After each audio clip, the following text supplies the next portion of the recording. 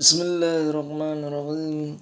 Assalamualaikum warahmatullahi wabarakatuh. Alhamdulillahirrabbilalamin. Wassalatu wassalamu ala asrafil anbiya wal mursalin Sayyidina Muhammadin wa ala alihi wa sahbihi ajma'in. Amma ba'du. Alhamdulillah, segala puji bagi Allah. Perlu kita syukuri dengan melafazkan hamdalah, alhamdulillah. Sehingga pada hari ini kita sebagai umat Islam masih bisa melaksanakan salah satu kewajiban kita, yaitu menuntut ilmu, terutama dalam pelajaran Ad-Darsul Lughatul Arabiyyah atau pelajaran bahasa Arab. Baiklah anandaku sholih dan sholihah, pada hari ini sebelum kita melanjutkan materi kita, maka marilah kita buka pelajaran kita ini dengan melafazkan basmalah. Bismillahirrahmanirrahim. Oke, baik anak-anakku sholih dan sholihah, sekarang kita akan lanjutkan ke materi Ad-Darsus Salis, pelajaran yang ketiga, yaitu tentang As-Salawatul Khamsi. As-Salawatul Khamsi ini artinya adalah sholat 5 waktu. Nah, tentunya kita ketahui bahwasannya sholat 5 waktu itu yang wajib kita laksanakan setiap hari itu ada 5 waktu. Nah, ada 5 sholat yang harus dan yang wajib kita harus laksanakan di setiap hari, sehari semalam. Nah, nanti yang sholat 5 waktu itu dengan ada tambahan-tambahan yang lainnya, kita harus menghafalkan al-mufradat atau kosakata, bagaimana pelafalan sholat 5 waktu itu dalam bahasa Arab. Nah, namun sebelumnya perlu saya sampaikan bahwasannya sholat itu adalah fardu atau wajib yang telah ditentukan waktunya bagi orang-orang yang beriman. Sebagaimana di dalam Al-Quran surat An-Nisa ayat 103. Ingat-ingat ayatnya ya.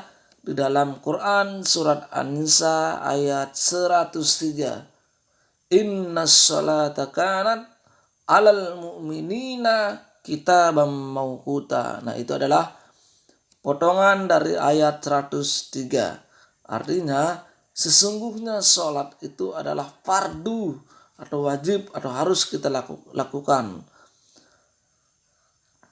Alal mu'minina kitaban mawquta, atas dan yang telah ditentukan waktunya terhadap orang-orang yang beriman. Jadi sudah ada waktu-waktu sholat itu yang Allah perintahkan kepada kita. Nah, baik, sekarang kita lihat kosakatanya dan kita baca sambil menghafalkan juga. Oke. Yang pertama, sobahan, pagi. Kemudian naharon, siang. Masaan, sore. Lailan, malam. Nah, jadi pada umumnya sholat 5 waktu itu dia ada di 4 waktu ini yang kita laksanakan. Contoh misalkan sobahan, pagi itu sholat subuh. Naharon atau siang itu sholat zuhur.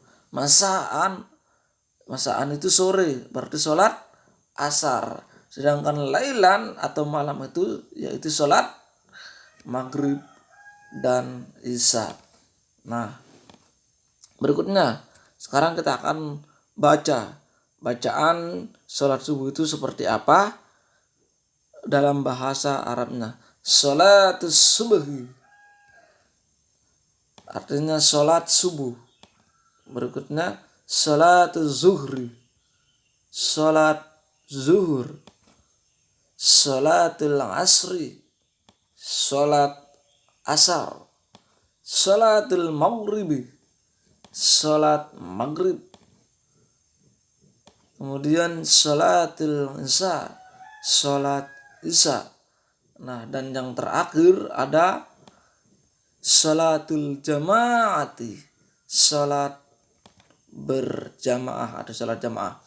Nah, tadi 4 waktu ya. Ada 4 tempat kita harus melaksanakan sholat. Ada pagi, siang, sore, dan malam. Nah, jadi kita harus bisa bedakan tempat-tempat sholat tersebut dilaksanakan. Jangan kita sholat zuhur di waktu pagi, tidak boleh, berarti belum masuk di waktunya. Nah, jangan kita sholat maghrib di siang hari, berarti belum waktunya.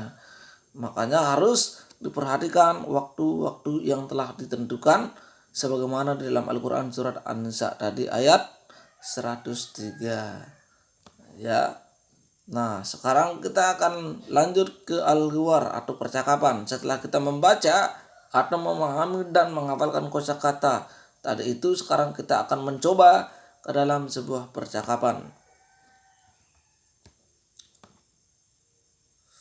Percakapan yang pertama, Isami qiraatul ustaz tsumma a'id. Dengarkan bacaan ustaz kemudian diikuti. Nanti kalian bisa praktekkan sendiri di rumah. Hayya nusalli zuhra. Mari kita sholat zuhur. Aina nusalli zuhra? Di mana kita sholat zuhur? Fil musalla. Di musola. Kemudian nusalli zuhra jama'atan.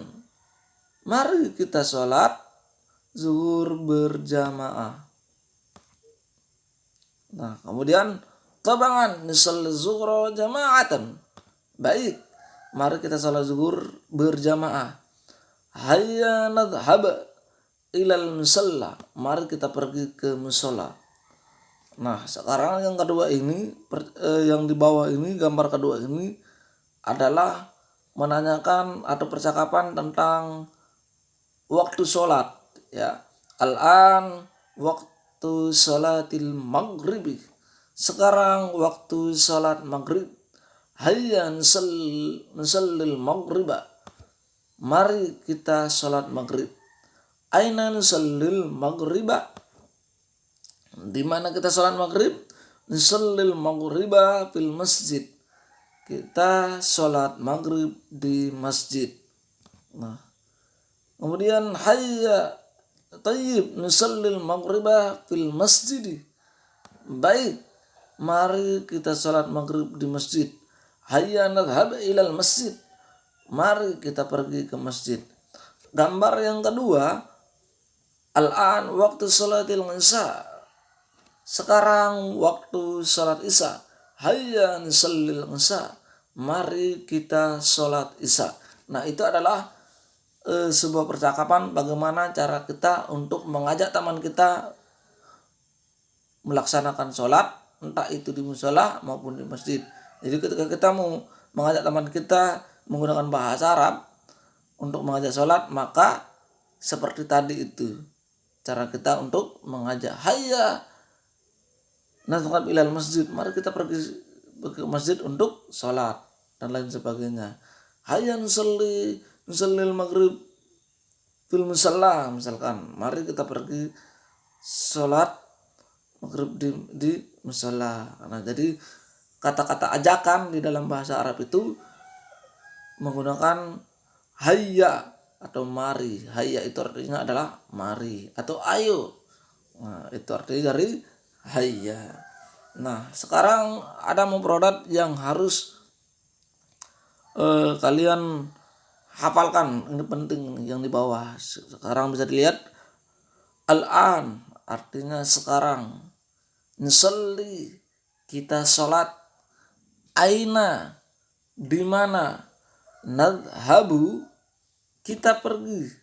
Mata kapan. Tayyib baiklah.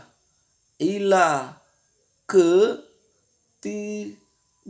Nah, nanti ini wajib dihafalkan ini supaya bisa mempraktikkan ke dalam sebuah percakapan. Kita bisa gabungkan antara kosakata yang pernah kita hafalkan pada pelajaran sebelumnya, kita gabungkan dengan mufradat yang kita hafalkan pada saat ini.